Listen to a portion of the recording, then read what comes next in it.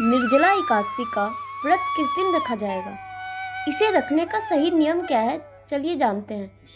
हिंदू धर्म में निर्जला एकादशी का विशेष महत्व है।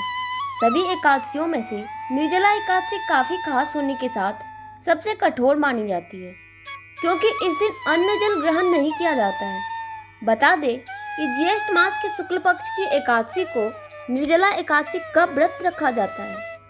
इस बार 18 जून को निर्जला एकादशी का व्रत रखा जा रहा है। इस एकादशी को भीमसेनी एकादशी और बड़ी 11 जैसे नामों से भी जाना जाता है।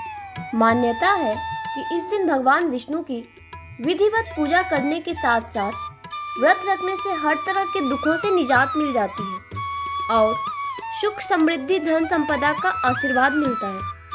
इसके साथ ही पापों से मुक्ति मिलने के साथ मोक्ष की प्राप्ति होती है। इस साल निर्जला एकादशी पर काफी शुभ योग बन रहे हैं। अगर आप भी इस बार निर्जला एकादशी का व्रत रख रहे हैं तो इन नियमों का जरूर ध्यान रखें। आइए जानते हैं निर्जला एकादशी के दिन क्या करें और क्या नहीं। पंचांग के अनुसार ज्येष्ठ माह के शुक्ल पक्ष की एकादशी तिथि 17 जून को सुबह 4:42 से आरंभ हो रही है, जो 18 जून को सुबह 6:23 पर समाप्त होगी। ऐसे में उदया तिथि के आधार पर निर्जला एकादशी व्रत 18 जून को रखा जाएगा। निर्जला एकादशी व्रत का पालन कैसे करें? निर्जला एकादशी के व्रत का पालन पूरे नियम के साथ किया जाता है। व्रत पालन करने वाले दिन सुबह सूर्योदय से पहले उठकर स्नान करके साफ कपड़े पहनकर सूर्य देव को जल दें। द्वादशी तिथि पर व्रत खोलने से पहले व्रती को भगवान विष्णु की पूजा करनी चाहिए। पूजा के दौरान ओम नमो भगवते वासुदेवाय मंत्र का जाप करना भी महत्वपूर्ण माना गया है। इसके बाद भगवान विष्णु के सामने हाथ जोड़कर व्रत के दौरान हुई भूल चूक के लिए माफी मांगे। द्वादशी तिथि के दिन सूर्य को जल अर्पित करने और विष्णु जी की पूजा के बाद ही व्रत खोल सकते हैं। द्वादशी वाले दिन व्रत रखने के बाद भोजन में चावल अवश्य होने चाहिए। चावल ग्रहण करने के बाद ही कोई अन्य चीजें खानी चाहिए। इस व्रत का पालन चावल खाने से ही होता है। व्रत खोलने के बाद चावल का दान करना भी शुभ माना गया है, इसलिए किसी जरूरतमंद को चावल व दक्षिणा जरूर दान करें। निर्जला एकादशी का व्रत बिना भोजन और पानी के रखा जाता है। इस व्रत में पानी बिल्कुल भी नहीं पिया जाता है, इसलिए निर्जला व्रत कहते हैं। एकादशी व्रत के अगले दिन सूर्योदय के बाद इसका पालन किया जाता है।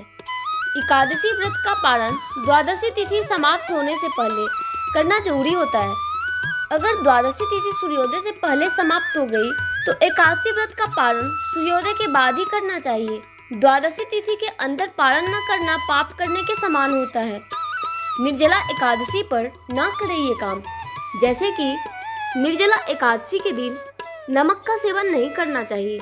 मान्यता है कि इस दिन नमक खाने से एकादशी व्रत और गुरुवार के फल नष्ट हो जाते हैं। इस दिन तुलसी को स्पर्श न करना चाहिए और न ही उसमें जल चढ़ाना चाहिए, क्योंकि इस दिन माँ तुलसी व्रत रखती है।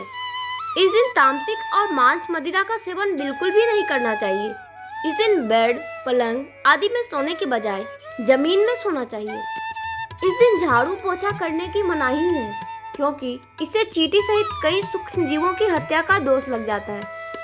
एकादशी के दिन बाल नहीं कटवाना चाहिए। एक पौराणिक कथा के अनुसार द्वापर युग में महर्षि व्यास ने पांडवों को निर्जला एकादशी के महत्व के बारे में बताया था।